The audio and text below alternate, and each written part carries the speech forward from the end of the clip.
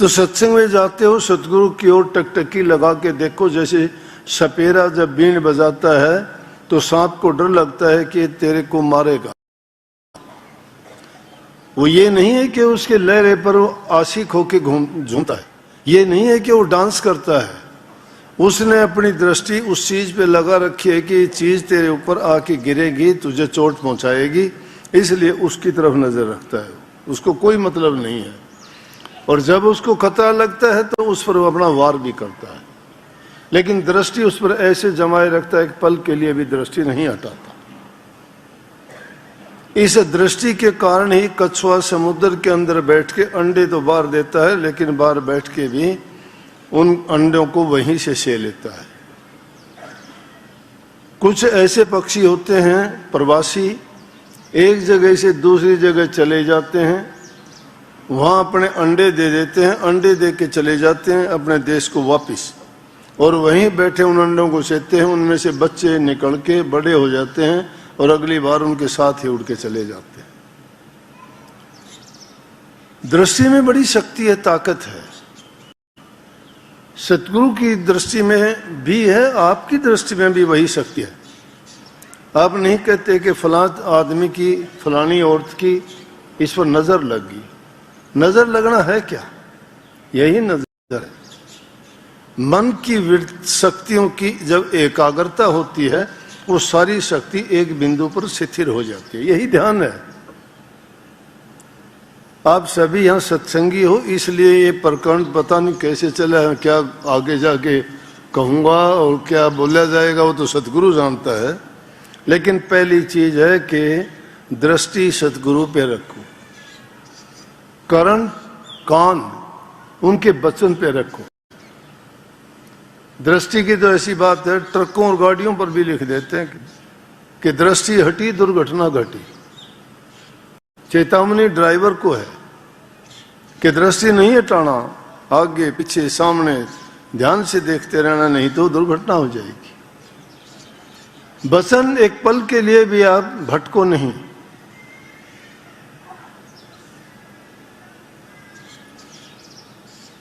उनकी कानों पर रखो, पूरा ध्यान अपने कानों पर केंद्रित करो। जो बोलते जाते हैं उनको बड़े गौर के साथ सुनो। और तीसरी चीज है, उसको सुन के अपने हृदय के अंदर गिन गिन के उनको रखो।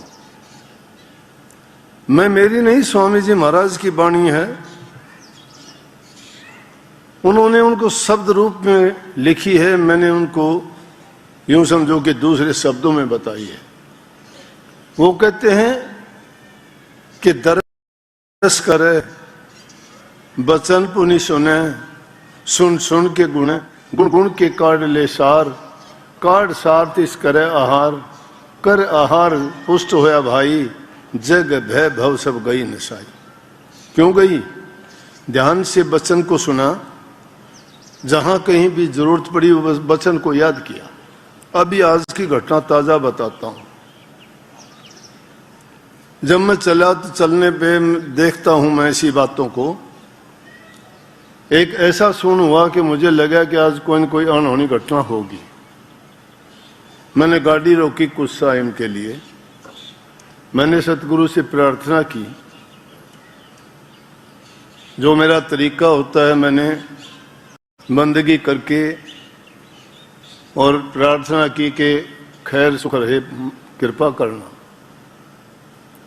आगे आए तो जब वहाँ प्रिंस वो होटल है उसमें रुके चाय वगैरह लेने के लिए, मैंने इस हरिकेश को बोला कि कह दिया कि जितने भी हैं सबको ये बोल दो, सबको ठिकाने का पता है आश्रम का, सत्संग वहाँ होगा, कोई भी भाग दौड़ ना करे, जल्दी हो वो चला जाए, गाड़ियों का काम है, ऐसा ना करें कि कोई गलत बात हो जाए। ये आया, ये नहीं कि लापरवाही की हो, इसने एक एक को बुला के कह दिया कि ये हुक्म हुआ है। इनको लगी साधारण सी बात है। उससे पहले भी मैं एक आदमी का नाम लेके कह दिया, मैं आज उस आदमी को बड़ा श्रृंगार के लेके आए हैं, आज अच्छी बात नहीं है। मेरे साथ 4 आदमी थे, अकेला नहीं था। उनको कहा मैंने ये भी नहीं कि मैंने मन मन में कह दिया, उनको नाम लेके साफ कहा कि उसको लेके आए। इन्होंने लापरवाही की, उस वचन की ओर गौर नहीं किया कि जब संदेशा आया है तो कोई ना कोई बात है। और वही हुआ कि वहां से थोड़ी देर चलने के बाद में गाड़ी का एक्सीडेंट हुआ, बच गए वो बचे इसलिए कि जो अब सगुन हुआ था उसको मेट दिया सतगुरु ने। जो प्रार्थना की थी वो सुनी गई कि कोई हानि वाली बात नहीं हुई, सिर्फ गाड़ी टूटी है। अगर उसको बात को ये यूं गौर नहीं करते, मानते नहीं, ये होता है उनके साथ। हर सत्संग के बाद में मैं हर इंसान को कहता हूं कि आप देर से चले जाना, टाइम लग जाएगा, घर पहुंच जाओगे। जल्दबाजी लापरवाही करोगे तो नुकसान उठाओगे। वाणी कबीर साहब की कितनी गजब की बात कही है, धीरा रे मन धीरा, पाया नाम पदार्थ हीरा। मन को सामने रख के कबीर साहब समझाते हैं कि अरे मन, धीरज रखो, धैर्य रखो, सब्र करो, जल्दबाजी से काम नहीं बढ़ता। हमारे यहाँ कहावत है अपने देहात में कि गिद्दड़ की जल्दबाजी में बेर नहीं पकते, वो तो ऋतु आने पे पकेंगे। मालिक की रजा और मौज में रहना नहीं सीखते हम। मालिक के मन में जो कुछ और है, हमारे मन में कुछ और है।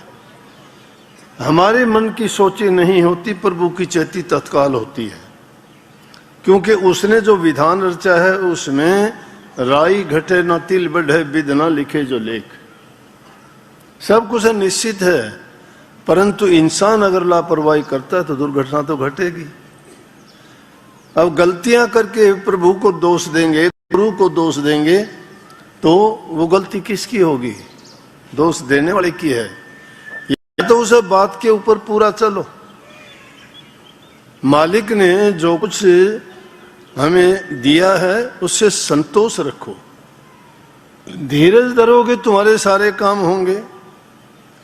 उन्होंने जो विधान रचा है उसके अनुसार अपने आप उस सारे इंतजाम वो करेगा, सब इंतजाम करेगा। ये माई बाई बैठे हैं, इधर भाई बैठे हैं, आपकी छाती तो नहीं फूली, लेकिन क्योंकि आपके बच्चा नहीं होना है। बच्चे की पैदाइश तो माताओं ने करनी है, और उस बच्चे के आने से पहले प्रभु ने इंतजाम कर दिया है, उनके दूध के स्रोत बना दिए हैं कि वो छोटा बच्चा दूध यहां से पी के बड़ा होएगा। जब उसने इतना इंतजाम कर रखा है, फिर इंसान अपनी चालाकी क्यों करता है? कैसे भूल जाता है? उसके पत्ते पत्ते में, कतरे कतरे में उसका जहूर देखना चाहते हो, हर जगह है। लेकिन हमारी गलतियां देखो, हम मानते नहीं, सोचते नहीं। हम तो अपने आप की अपनी बुद्धि से, अपनी चालाकी से, अपनी चतुराई से अपने ही पैरों को काट लेते हैं कुल्हाड़ा लेके। कुल्हाड़ा क्या है? बिना समझ की बातें। हमें ज्ञान ही नहीं है कि हमारा फायदा किस में है, हमारा नुकसान किस में है। अरे इंसान जानबूझ के जिस चीज में उसका फायदा है, जिस चीज से उसके सारे काम होते हैं, और उसी चीज से वो दुश्मनी कर लेता है, तो कहां गुंजाइश है उसका भला होगा? प्रभु तो सुधार देगा, एक मिनट भी नहीं लगाएगा।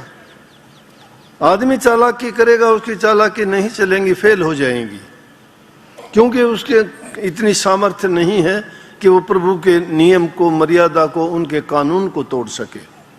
उनकी मौज से अलग वो कुछ नहीं कर सकता। अगर करेगा तो उसको नुकसान उठाना ही उठाना पड़ेगा। क्यों? उतना बल उसमें नहीं है कि वो थोड़ा बहुत भी मुकाबले में आ सके।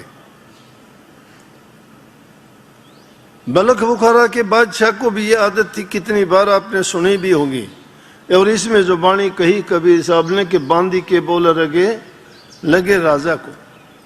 बलख बुखारे के बादशाह को एक बोल का खटक लग गया। वो उपदेश था, वो सत्संग में बैठ के नहीं सुना गया था, वो किसी गुरु या महात्मा या किसी उपदेशक ने नहीं दिया था, वो कोई कथावाचक, वो कोई ज्ञानी या कोई ऐसा प्रचारी नहीं था कि जिसने वो ज्ञान दिया हो।